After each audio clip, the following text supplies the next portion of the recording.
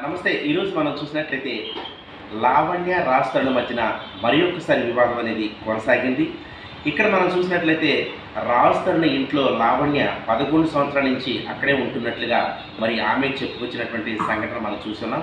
అదేవిధంగా లావణ్య ఉన్నటువంటి ఇంట్లోకి రాజ్ మా కొడుకే కాబట్టి మేము అక్కడ ఉండేటటువంటి హక్కులు మాకున్నాయి అని చెప్పేసి వృద్ధాప్యంలో ఉన్నటువంటి తల్లిదండ్రులు అక్కడ చేరడం జరిగింది. అక్కడ చేరితే ఒక్కసారిగా వాళ్ళని నిలువరించి వాళ్ళ ఇంట్లోకి రానియకుండా మరి వాళ్ళ బయటికి గెంటేసినటువంటి సంఘటన కూడా నిన్న లైవ్లో అందరూ చూశారు. దీనిపై మీ యొక్క అమూల్యమైనటువంటి కామెంట్ ఎలా తెలియజేస్తారు? రాజ్ లావణ్యకి సంబంధం ఉన్నట్లేనా? మరి రాజ్ విల్లాలో తల్లిదండ్రులకి వెళ్ళేటటువంటి అవకాశం లేదా? ఇన్నాడు రాజ్ తల్లిదండ్రులు ఎక్కడున్నారు ఏంటనేది ప్రతి ఒక్కరిలో ఉన్నటువంటి ప్రశ్నలుగా తలెత్తుతూనే ఉన్నాయి.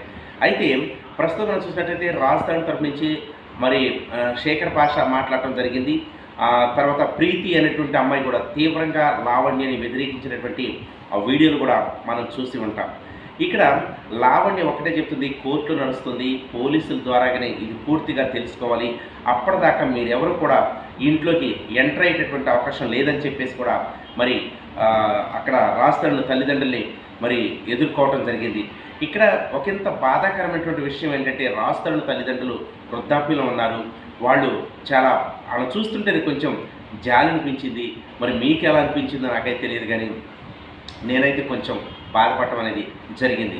ఎందుకంటే ఏజ్డ్గా ఉన్నారు, వాళ్ళ ఇంట్లో పోయేటటువంటి ప్రయత్నాలు చేస్తూ ఉంటే వాళ్ళని అడ్డుకొని లావణ్య ఇంట్లోకి రానికుండా ఉన్నటువంటి సంఘటనని మనం అందరూ చూసి ఉన్నాం. ఇది నిరంతరం కొనసాగుతూనే ఉంది. మరి దీనికి పులి స్టాప్ పడేది ఎప్పుడు? రాజ్ మరి 11 సంవత్సరాల క్రితమే వివాహం కూడా చేసుకున్నాడని చెప్పేసి, నాకు తాళి కట్టాడని చెప్పేసి కూడా మరి లావణ్య పేర్కొనడం జరిగింది. ఏది ఏమైనా చట్టపరంగా చర్యలు తీసుకోవాలి, ఆ రాజ్ నాకు సంబంధించినటువంటి ఇల్లే, అది మా ఇద్దరికి హక్కు ఉంటుందని చెప్పేసి కూడా లావణ్య పేర్కొనడం జరిగింది.